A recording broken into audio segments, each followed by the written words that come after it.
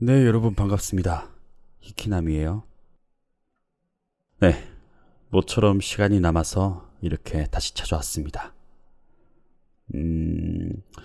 시간이 남는다지만 벌써 새벽이네요. 제가 어제 이유는 모르겠지만 이상하게 잠을 15시간 잤어요. 몸이 이상한 것도 아니고 그래서 별로 피곤하진 않아요. 그래서 오늘도 오디오북을 읽으러 왔습니다. 저번에 읽어드렸던 프란시스 카팍스의 실종 마지막까지 읽어드릴 거고요. 듣고 마음에 드셨다면 구독과 좋아요 버튼, 하고 싶으신 말씀은 댓글로 부탁드릴게요. 그럼 시작하겠습니다. 관 안에는 마르고 쇠약해진 채 죽은 시체가 누워 있었다. 머리 위 불빛이 나이 들어 쪼글쪼글해진 얼굴을 눈부시게 비추고 있었다. 제 아무리 거칠게 다루고 먹을 것을 주지 않았다 할지라도, 또 그 무슨 병에 걸렸다 할지라도 아름다웠던 프란시스 양이 이런 비참한 모습으로 죽진 않았을 것이다. 홈즈의 얼굴에는 놀란 빛이 역력했지만 그와 동시에 안도의 표정도 배어 있었다. 잘됐군. 이건 다른 사람이야. 홈즈가 중얼거렸다. 어처구니 없는 실수를 저질렀군, 홈즈씨. 식당까지 따라온 피터스가 말했다. 이 여잔 누구지? 그렇게 알고 싶은가? 전에 아내의 유모였던 로즈 스펜더, 브릭스턴 빈민병원에 있었지. 우리가 이리로 데려와서 허선 박사의 진료를 받게 했지. 허선 박사의 주소는 바벤크 교회 주택구 13번지. 외우고 있는 거지, 홈즈. 우리는 기독교인답게 극진히 간화한다고 했는데 로즈는 사흘 만에 세상을 떠났네. 사망 진단서에는 노쇠로 인한 죽음이라고 적혀 있어. 그건 의사의 진단 내용이고, 홈즈 씨라면 물론 더 자세한 사인을 밝혀낼 수 있겠지. 장례식은 켄싱턴가에 있는 스팀슨 장의사에게 부탁을 해놨어. 매장은 내일 아침 8시. 어때? 아직도 의심 가는 부분이 있나? 나 참, 정말 어처구니 없는 실수를 저질렀군. 이제 자신의 실수를 인정할 때가 되지 않았나? 프란시스 카팍스 양이 있는 줄 알고 관 뚜껑을 열었다가 안에 90이 넘은 가엾은 노파가 누워있는 것을 보고 놀라 입이 쩍 벌어졌겠지. 그 얼굴을 사진으로 찍어뒀어야 하는 건데. 저기 비웃어도 홈즈는 냉정한 표정을 잃지 않았지만 내심 얼마나 커다란 굴욕감을 느끼고 있었는지 굳게 쥔 주먹을 보고 쉽게 알 수 있었다. 이 집안을 샅샅이 뒤져주지. 홈즈가 말했다. 아직도 부족한가? 피터스가 외쳤다. 순간 복도에서 여자 목소리가 들리더니 뒤이어서 묵직한 발소리가 들려오기 시작했다. 그렇게는 안 될걸. 경찰인가요? 어서 안으로 들어오세요. 이 사람들이 갑자기 들이닥쳤습니다. 제 힘으로 내쫓을 수가 없죠. 부탁입니다. 이들을 내쫓아주세요. 문 앞에 순사 부장과 경찰이 서 있었다. 홈즈가 지갑에서 명함을 한 장 꺼내 들었다. 내 이름과 주소예요. 이쪽은 내 친구인 왓슨 박사. 잘 알고 있습니다. 뵙게 돼서 영광입니다. 하지만 홈즈씨, 영장이 없으시다면 여기서 나가주셔야겠습니다. 순사 부장이 말했다. 알았어요. 체포하세요! 피터스가 외쳤다. 이분이 죄를 범했다면 우린 물론 체포할 겁니다. 홈즈씨, 여기서 나가주십시오. 순사 부장이 엄격한 어조로 말했다. 알았어요. 왓슨, 아무래도 나가야 할 것 같은데. 우리는 곧 밖으로 나왔다.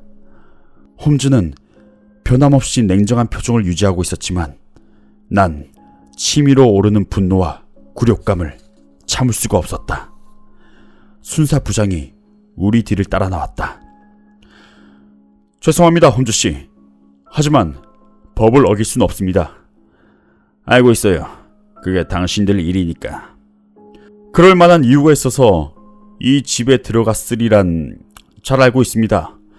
만약 제가 도와드릴 일이 있으면 언제든 무엇이든. 귀족 여인이 행방불명됐어요. 틀림없이 이 집에 있을 겁니다. 곧 영장이 도착할 거예요. 네, 그럼 저 사람들을 감시하도록 하겠습니다. 무슨 일이 생기면 반드시 연락하도록 하겠습니다. 아직 밤 9시밖에 되지 않았다. 우리는 곧 전력을 기울여서 조사를 하기 시작했다. 우선 마차를 타고 브릭스턴 빈민병원까지 전속력으로 달려갔다. 며칠 전에 인정 많아 보이는 부부가 찾아왔다고 했다. 쇠약해진 노파가 전에 부리던 하녀라며 데려가도 좋다는 허락을 받아냈다고 했다. 여기까진 사실이었다. 노파가 죽었다고 말했으나 놀라는 기색은 조금도 보이지 않았다. 다음으로 의사를 만나보았다. 왕진을 부탁받고 가봤는데 죽기 직전에 노쇠한 노파였다고 말했다. 마침 임종을 지켜봤기에 정식 사망 진단서에 사인을 해줬을 뿐이라고 했다. 죽음에 의심가는 부분은 조금도 없습니다. 이렇게 의사는 말했다. 집 안에서도 이상한 점이라곤 찾아볼 수가 없다고 말했다.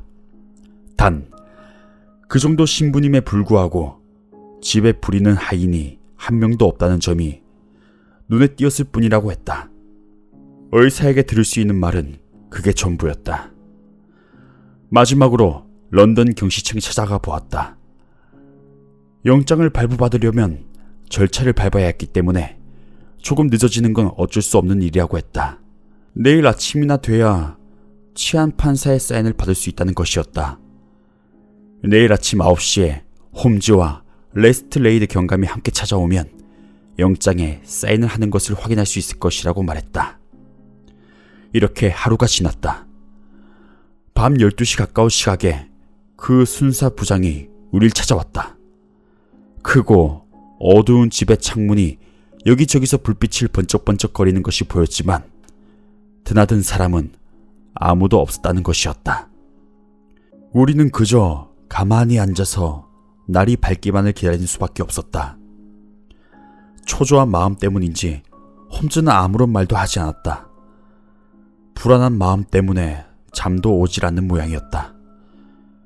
내가 잘 자라는 인사를 했을 때 홈즈는 검고 짙은 눈썹을 찌푸린 채 줄담배를 피워대며 신경질적으로 의자의 팔걸이 부분을 길고 가느다란 손가락으로 두드리고 있었다.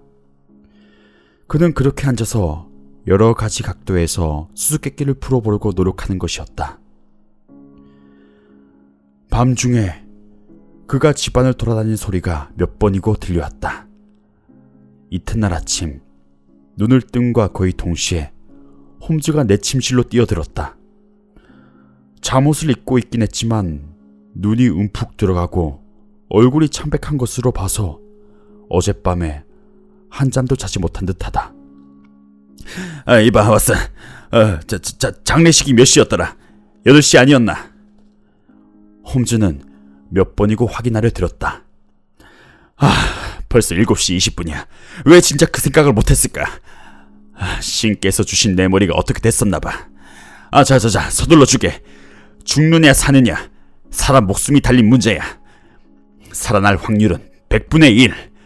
만일 제때 가지 못한다면 아마 나 스스로를 용서할 수 없을 거야. 5분도 지나지 않아서 우린 이륜마차를 타고 베이커가를 떠났다. 그럼에도 불구하고 국회 의사당 앞을 지날 때는 이미 7시 35분이었다. 브릭스턴 가를 지나고 있을 때 8시를 알리는 종소리가 들려왔다. 하지만 늦은 것은 우리들만이 아니었다. 8시 10분이 지났는데도 영구차는 아직 현관 앞에 서 있었다. 우리가 탄 마차를 몰던 말이 입에서 물고 있던 거품을 내뿜으며 멈춰선 순간 세 남자의 손으로 운반되던 관이 문 밖으로 모습을 드러냈다. 홈즈가 그쪽으로 달려들어 그들을 막아섰다. 관을 다시 안으로 들고 들어가! 당장 안으로 들어가! 홈즈가 앞에 있던 남자의 가슴에 손을 대며 외쳤다. 당신 무슨 소리 하는 거야? 다시 한번 묻겠는데 영장은 가져왔나? 관 뒤쪽에서 몸집이 크고 얼굴이 붉은 피터스가 눈을 부라리며 외쳤다. 영장이 곧 도착할 거야. 그때까지 관은 집 밖으로 나올 수가 없어. 자신감에 넘친 홈즈의 목소리가 관을 메고 있던 남자들을 압도했다. 순간 피터스가 집 안으로 뛰어들어 모습을 감췄다. 남자들이 홈즈의 명령에 따랐다. 왓슨, 빨리 서둘러! 드라이버를 가져와! 남자들이 관을 원래 있던 테이블 위에 내려놓자 홈즈가 큰 소리로 외쳤다. 자, 이 드라이버는 자네 거야. 1분 안에 이 뚜껑을 따면 1파운드짜리 그 말을 주겠네. 아무것도 묻지 마. 우선 뚜껑을 열어. 그래, 하나 더. 다시 하나 더. 됐어. 자자자, 다 같이 이걸 당겨. 열리기 시작했어. 그래, 잘했어. 우린 힘을 합쳐 관 뚜껑을 뜯어냈다. 그 순간 머릿속이 멍해졌다. 강렬한 클로로폼 냄새가 코를 찔렀던 것이었다. 관 속에는 솜으로 얼굴을 덮은 시체가 누워있었다. 솜은 마취약을 듬뿍 머금고 있었다. 홈즈가 솜을 뜯어내자 기품 있고 아름다운 중년 여성의 조각 같은 얼굴이 나타났다. 홈즈가 갑자기 손을 내밀어 그녀를 끌어안아 일으켜 앉혔다. 죽은 건가, 왓슨? 맥박은 살아있나? 설마 이미 늦은 건 아니겠지? 30분 정도 지났지만 가망이 없어 보였다. 질식 상태에 빠진 데다가 클로로포름 냄새를 맡아 프란시스 카팍스 양은 다시 숨을 쉴 수 있을 것 같지 않았다. 그래도 인공호흡, 에테르 주사 등 의학상의 모든 수단을 다 동원해봤다. 그때 드디어 희미하게 심장이 뛰고 눈꺼풀이 조금씩 움직이며 코앞에 가져다 댄 거울이 조금씩 흐릿해지기 시작했다. 아주 천천히 생명이 돌아오기 시작한 것이었다. 밖에서 마차 멈추는 소리가 들려왔다. 홈즈가 블라인드를 올려 밖을 내다보았다. 그래. 레스트레이드 경감이 영장을 가지고 왔군. 범인이 도망친 것을 알면 실망이 이만저만이 아니겠는걸. 서둘러 복도를 걸어오고 있는 무거운 발소리가 들려왔다. 그리고 부인을 간병할 적임자가 오는 모양이군. 안녕하세요, 그린씨.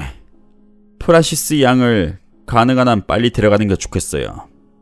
참, 장례식도 예정대로 거행하는 게 좋겠어. 관 안에는 할머니가 한 분 더 계신데 혼자서 마지막 휴게소로 가셔야 할 것 같아. 그날 밤 홈즈가 내게 말했다. 왓슨, 이번 사건을 자네 기록에 덧붙일 생각이라면 말이세.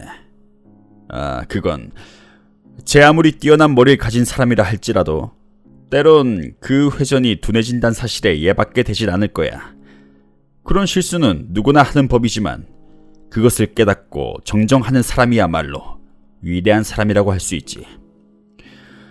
이번 사건으로 내 명성이 떨어질 뻔했는데 말이야. 최소한 그에 대한 변명은 할 수 있게 해줬으면 해. 어제는 밤새도록 한 가지 생각에 사로잡혀 있었네. 어딘가에 마음에 걸리는 말이나 눈에 띄는 단서가 있는데 내가 그걸 알아내지 못하고 놓친 게 아닐까 말이세. 근데 동이틀 무렵 문득 어떤 말이 떠올랐어. 장의사의 여자 직원이 말했다며 필립 그린씨가 들려준 것이야. 평소 같으면 벌써 다 됐겠지만 그런 특별 제품은 시간이 좀 걸리거든요. 여 저고보는 관에 대해서 말한 거였어. 특별한 관이었단 말인데 생각할 수 있는 건 관의 크기를 특별하게 주문했을 것이란 사실이었어. 왜 그랬을까? 왜 특별히 주문을 한 것일까? 그때 바로 우리가 본 모습이 떠올랐어. 관의 깊이, 바닥에 야윈 노파가 누워있었어. 그렇게 조그만 노인이었는데 왜 그렇게 큰 관이 필요했을까? 바로 또 다른 시체를 넣기 위해서였어. 사망 진단서 한 장으로 시체 2개를 매장할 수 있는 거야. 머리 회전이 둔해지지 않았다면 바로 눈치챘겠지. 8시면 프란시스 양이 매장을 당했을 테니까 방법은 하나밖에 없었네. 관이 출발하기 전에 그것을 막는 거였지. 산채로 그녀를 구할 수 있는 확률은 아주 희박했어. 그래도 방법이 아주 없는 것보단 나았지. 그 뒤의 일들은 자네도 잘 알고 있겠지. 내가 알기론 녀석들은 지금까지 살인만은 한 적이 없었어. 그녀를 죽여야 할지 말아야 할지 아마 마지막까지 망설였을 거야. 녀석들은 그녀의 사인을 알지 못하도록 매장할 수 있게 준비를 했어. 설사 무덤을 시체에서 파낸다 하더라도 살인죄만은 면할 수 있게 되는 거지. 난 녀석들이 그렇게 생각했다고 봐. 그곳의 광경은 쉽게 상상해 볼 수 있어. 아마 2층에 기분 나쁜 조그만 방이 있었겠지.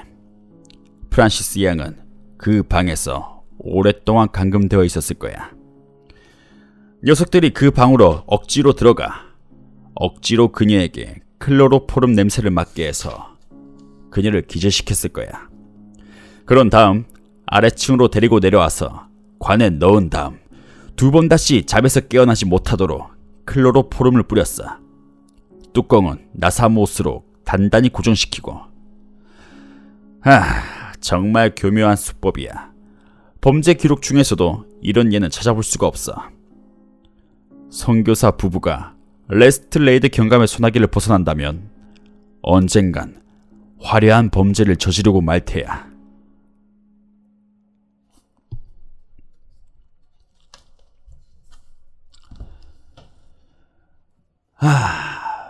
네, 여러분.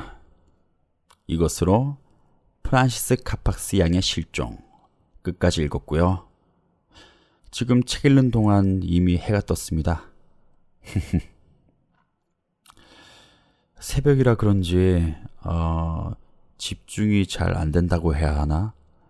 혀가 많이 꼬인 것 같아요. 그래도 여러분 들어주셔서 감사하고요.